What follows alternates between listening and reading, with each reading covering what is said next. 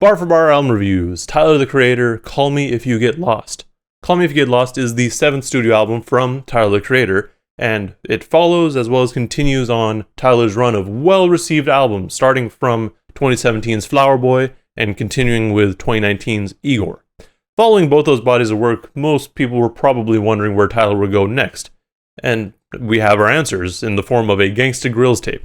But, as always, Tyler puts his own spin on it. This time around, he takes on the moniker of Tyler Baudelaire, which we can only assume to be inspired by the French poet Charles Baudelaire. We also get, with the cover, an homage to ODB's Return to the 36 Chambers, which really should tell you that this is going to be a different beast entirely from his previous works. This album comes in a total runtime of about 53 minutes with 15 tracks, so it is a little longer than some albums, but personally I didn't have any issue with it. One thing of note with Tyler's albums, which is dope in my opinion, is that he doesn't list the featured artists right away, which really allows you to be surprised by who's on it later on. By not listing these artists or who's featured on the track list, it gives people a chance to set aside their biases when they see certain artists. Throughout this album, we get the typical DJ drama ad-libs as we've grown to love and expect over the years, but there's still some people that are confused by it, which I think's funny. Personally, for this type of album, I feel like it works really well. As far as theming goes, this album doesn't stick to one thing in particular, or at least it's not something that is necessarily present on every track. With this album, we get bits of Tyler's personal life and his own thoughts as he's grown over the years, as well as some more personal stories, or at least one particular story that gets carried on really from the beginning of the album, but we don't get to see its completion or the whole picture until the track WILSHIRE. Call Me If You Get Lost starts things off with the intro track, Sir Baudelaire. This track starts things off a little slow when compared to the rest of the album, but it does well to introduce us to some of the ideas that we'll be hearing throughout it, which includes a lot of flexing, which is something that I feel Tyler doesn't do too often, but is still well deserved. With this track, you may be led to believe that it'll be a bit more artsy, in the same vein as his contribution to West Side Gun's Pray for Paris, especially with the mention of them being in Geneva and DJ Drama's contributions. However, that changes pretty quickly when we get to the next track, CORSO. A corso is a social promenade, walkway / path sort of thing, often used for festivals and parades. And here it's likely in reference to Tyler's social life as a public figure. Others have mentioned that it could be talking about the way that he promotes and releases his albums as well, but I feel like that's a little bit less likely simply because he doesn't talk about that much here. I could see it being a festival of his own success though, as he mentions that he's in Capri and brings up his Rolls Royces pretty often. With his last verse, he gets a bit into the main topic, I feel, where he says, look, try to take somebody bitch because I'm a bad person. But we'll get a little bit more into that as we get towards WILSHIRE. We get our first feature, outside of DJ Drama, from 42 Dugg on LEMONHEAD. This track carries on the flexing that we've seen so far with Tyler talking about his cars and his money and how his house leans, which allows you to see the views from pretty much all over. He then goes on towards the end of the track, mentioning how he doesn't spend a whole lot of money on jewelry, but instead spends it on art. I mean, clearly he's been spending some money on jewelry. I mean, we've seen his rings and his earrings and stuff like that, but it's possible that he also just refers to his jewelry as art rather than jewelry. We do also get a Wu-Tang reference with the line, "It's the Wolfgang Brooklyn Zoo out," which is in direct reference to the ODB album that the cover draws inspiration from. There's also a quick Busta Rhymes reference with the "When we woo-ha, this is flip mode" line. 42 Dugg also brings in a really solid verse, which is dope because, like I mentioned, none of the features were listed, and if I had known that he was going to be on this track, I probably would have expected less, or I would have gone in thinking I wouldn't like this track. And that's entirely because I haven't listened to him and just put him into a different box. Speaking of features, the next track, What's Your Name, has 2 featured artists, NBA Youngboy and Ty Dolla $ign. This track was also technically the second single for the album, with this video dropping same week as the album's release. This track follows the major theme of the album, which was alluded to on CORSO, which was going after love or lust that you know you probably shouldn't. This seems to be more of the beginning stage of that, as Tyler tries out his best pickup line, "Aw, you look malnourished." As the song progresses, Tyler realizes that the person that he's going after is in a relationship already. At least the video alludes to that. NBA Youngboy surprised me with his more R&B-esque verse, which was really solid. To be fair though, I don't really listen to him, so I didn't know what to expect. And again, by not listing the features right away, it allowed me to put aside any sort of bias I would have had. Also, I thought it was funny that throughout the chorus, Tyler refers to this person as a girlfriend, almost as if he's just oblivious to the situation at hand. Up next, we have Lumberjack, which kind of carries on the more flexy sound that he's been using. I have done a full breakdown for this track, so if you want a more in-depth look at that, feel free to check it out. With the song, like I mentioned, we have Tyler flexing and kind of just going after the haters while talking about his Rolls Royce again. I still really like how DJ Drama just kind of goes crazy at the end of the track too. Next we get Hot Wind Blows, which features Lil Wayne. This track, like a few of the others on the project, starts off a little slower and has Drama just talking. I thought it was amusing that he mentioned that he was being fed French vanilla ice cream in Geneva. Tyler starts things off with "I'ma travel the globe, you keep the block hot," which is both him showing that he can go and travel the world now, as well as preparing us for a verse from Wayne with the "block is hot" reference, whom he also makes reference to later on in his verse as well. I really also enjoy the last few lines of his verse where he says, by the something, treat that last part like you ain't saying nothing. Because it's basically just got him saying that people don't really be saying much in their raps. Wayne, as usual, brings in a solid performance that ends with him going into a more, I guess, double time, just a little bit. Towards the end of the track, we also get an outro from Drama, which leads really well into the intro from Tyler on the next track, MASSA. MASSA gains its title from the way that some slaves in the South used to pronounce master.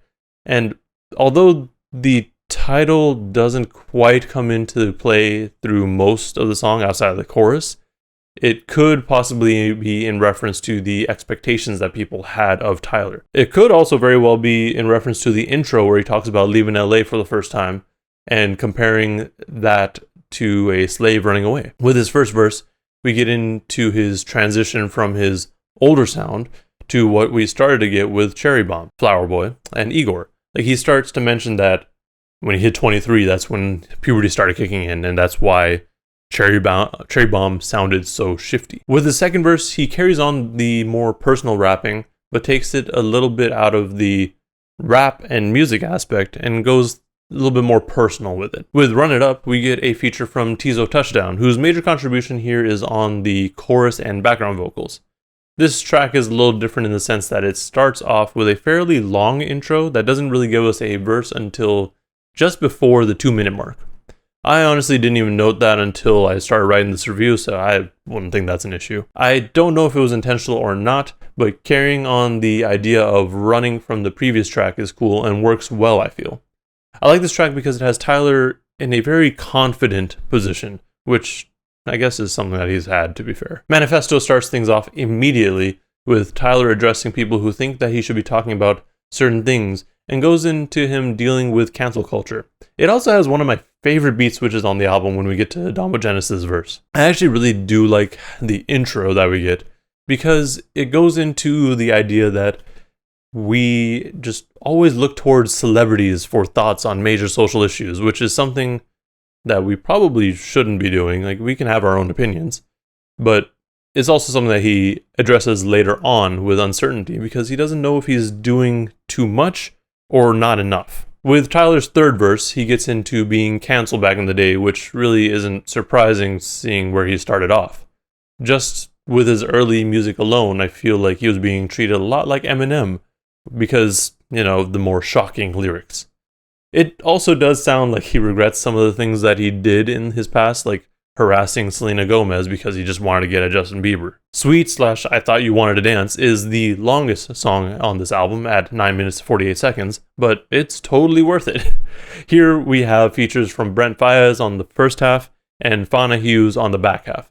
The first half is pretty straightforward with Tyler taking cues from his IGOR days, and gives us a pretty solid vocal performance, with Brent coming in with the assist on the chorus. Sweet is just about him talking somebody up who he's interested in, comparing their sweetness to sugar.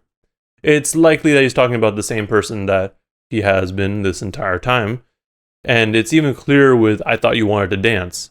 This part of the song makes a bit more sense when you've listened to WILSHIRE, but it does kind of allude to the other party, I guess, leading him on with him saying, I thought you wanted to dance. The beats here are also pretty interesting, with it starting off with a more, I guess, typical R&B sound, which then shifts into this reggae beat with I Thought You Wanted to Dance, which works pretty well. We get a break from the music with the Mama Talk interlude, where we just hear from Tyler's mom on how she used to beat up kids and their mamas for messing with Tyler. It's adorable and hilarious at the same time, but also makes sense here because we can assume that Tyler has been hurt emotionally or in some sort of way with I Thought You Wanted to Dance, and has gone to his mother. I don't know if she's going to beat anyone up now, but it's a possibility. Rise features Daisy World and is a pretty high energy track, with T taking us through how he's risen over the years. The pre-chorus is a little bit different though, because it sounds like it would go more into the whole relationship thing that he had mentioned rather than into his rise. But I think he's using his rise as a reason for this person to stay. Like, he's been through and overcome a lot, so the situation that they're in can also be overcome. We get another interlude with Blessed, which has Tyler talking about how blessed he feels to be in the position that he is in currently. All of his business ventures are doing well, with his only flaw being that his hair won't grow. Another one of my favorite songs with an amazing beat switch is Juggernaut, which features Lil Uzi Vert and Pharrell.